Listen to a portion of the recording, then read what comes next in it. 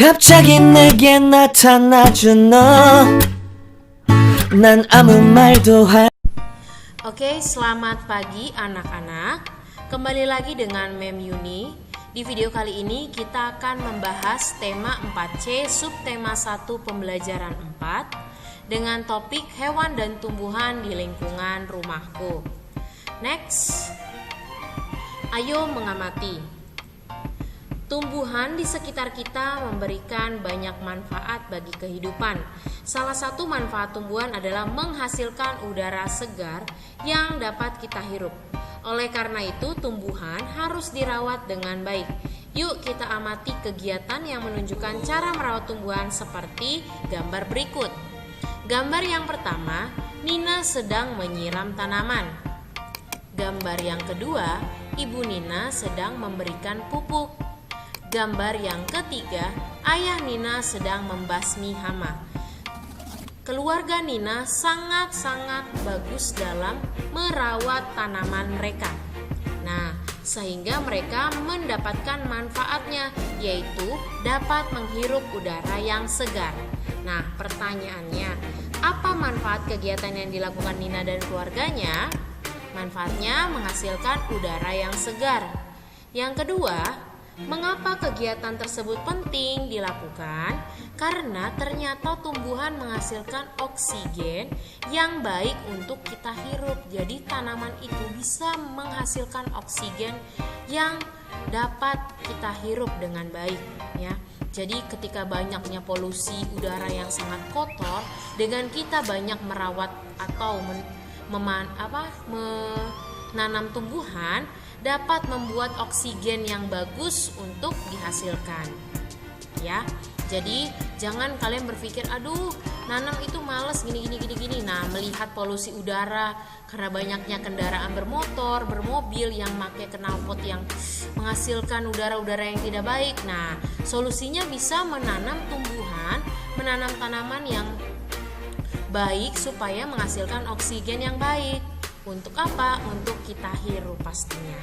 Oke? Next. Ayo berdiskusi. Nah, kita akan belajar tentang menjelaskan pentingnya melaksanakan hak dan kewajiban terhadap makanan. Nah, ternyata tanaman memberikan banyak manfaat terhadap kehidupan seperti menghasilkan oksigen yang sebelumnya Mem Yuni kasih tahu ya. Dan kita memerlukan oksigen untuk bernapas pastinya. Nah, oleh karena itu kita memiliki kewajiban untuk menjaga dan merawat tanaman.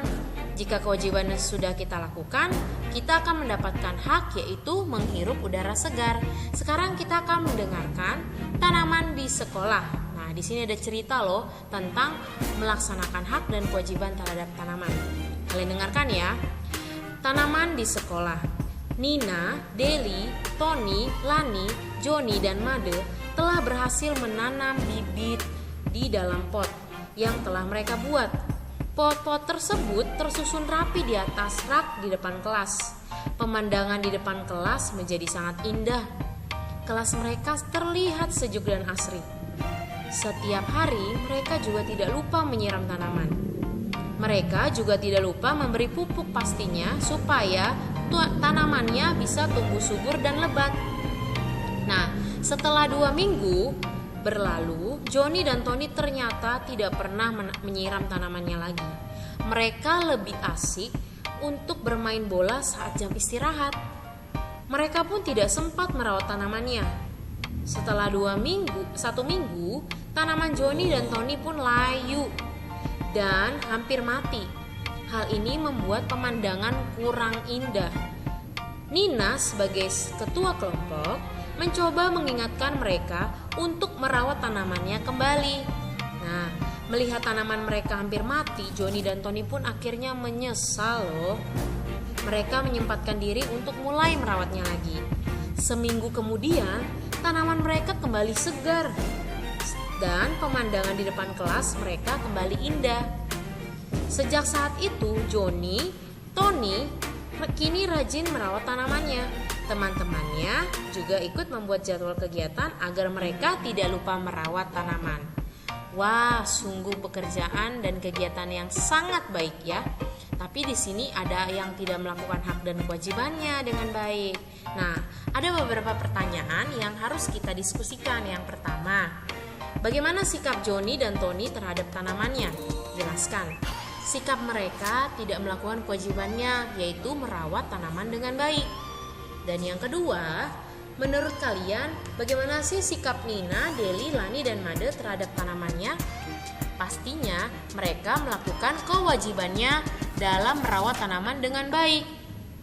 Yang ketiga, apakah Nina sudah bersikap bijak dengan mengingatkan Joni dan Tony? Berikan alasanmu. Sudah, karena saling mengingatkan untuk hal yang membangun itu sangat penting. Dan yang keempat, siapakah yang sudah lalai melaksanakan kewajiban terhadap tanamannya? Pastinya Joni dan Tony. Yang kelima, apakah kelalaian tersebut berpengaruh terhadap kelestarian tanaman? Mengapa demikian? Wah, sangat berpengaruh karena merawat tanaman dapat menjaga kelestarian tanaman. Yang keenam, siapakah yang dirugikan dengan sikap yang tidak bijak oleh Joni dan Tony? Tuliskan alasannya. Yang dirugikan adalah Joni dan kawan-kawan. Kenapa? Dikarenakan dapat membuat pemandangan yang tidak indah karena ada bunga dan tanaman yang layu. Dan yang ketujuh, apa yang seharusnya dilakukan Joni dan Tony agar tanaman mereka tidak layu? Merawat dan menyiramnya setiap hari pastinya. Yang kedelapan, apa dampak dari perilaku Joni dan Tony yang lupa merawat tanaman? Dampaknya membuat pemandangan sekitar jadi tidak indah dan membuat orang yang di sekitar jadi bermalas-malasan seperti Tony dan Joni, ya. Jadi bukan sikap yang patut untuk dicontoh. Yang terakhir, mengapa melakukan kewajiban dalam merawat tanaman itu merupakan hal yang penting? Karena dengan begitu kita dapat menghirup oksigen yang segar dan sejuk untuk kesehatan kita semua. Jadi merawat tanaman sangatlah penting. Kenapa? Untuk kesehatan kita semua, untuk kesehatan kita dan juga orang-orang yang ada di sekitar kita. Next, ayo menulis. Nah, sebelumnya kita sudah belajar tentang membuat pertanyaan. Nah, bagaimana sih ciri-ciri pertanyaan yang baik itu? Nah, ciri-ciri pertanyaan yang baik yang pertama adalah pertanyaan harus sesuai dengan topik yang dibahas. Jadi jangan dibahasnya tentang bunga, yang ditanya malah tentang makanan. Nah, itu pertanyaannya tidak sesuai topik ya. Yang kedua, hal yang ditanyakan tepat sasaran. Jadi hal yang ditanyakan itu harus tepat sesuai dengan topik. Maksudnya adalah sasaran itu sesuai dengan topik yang dibicarakan. Jadi tidak keluar dari topik yang dibicarakan. Yang ketiga, pertanyaan dapat digunakan untuk menggali informasi. Nah, supaya kamu tahu tentang informasi lebih dalam, kamu harus menanyakan pertanyaan. Yang keempat, jawaban harus uraian panjang ya. Jadi jawabannya kalau ada pertanyaan dan kamu harus menjawabnya dengan uraian panjang, bukan dengan ya atau tidak ya. Jadi harus dengan penjelasan atau uraian panjang. Yang kelima, setiap pertanyaan saling berhubungan atau berkesinambungan. Artinya nomor 1 dan nomor 2 itu juga harus saling berhubungan ya. Next, yang keenam, kalimat tanya harus menggunakan adik simba, atau lebih tepatnya kalimat tanya itu di depannya harus diawali dengan kata tanya, yaitu adik simba. Apa itu adik simba? Ini ada singkatannya ya. A, apa? Di mana? K, kapan? Si, siapa? M, mengapa? Dan B, bagaimana. Jadi kita singkat dengan adik simba. Apa, di mana, kapan, siapa, mengapa, dan bagaimana. Nah, ini harus kata-kata ini ada di awal kalimat tanya. Dan yang terakhir, kalimat tanya harus sesuai dengan ejaan bahasa Indonesia yang benar atau EYD, ejaan yang disempurnakan. Oke, next. Oke, sampai di sini dulu penjelasan Mem Yuni dari tema 4C subtema 1 pembelajaran yang keempat. Supaya kalian boleh mengerti lagi lebih dalam, kalian boleh buka buku kalian sebagai panduan.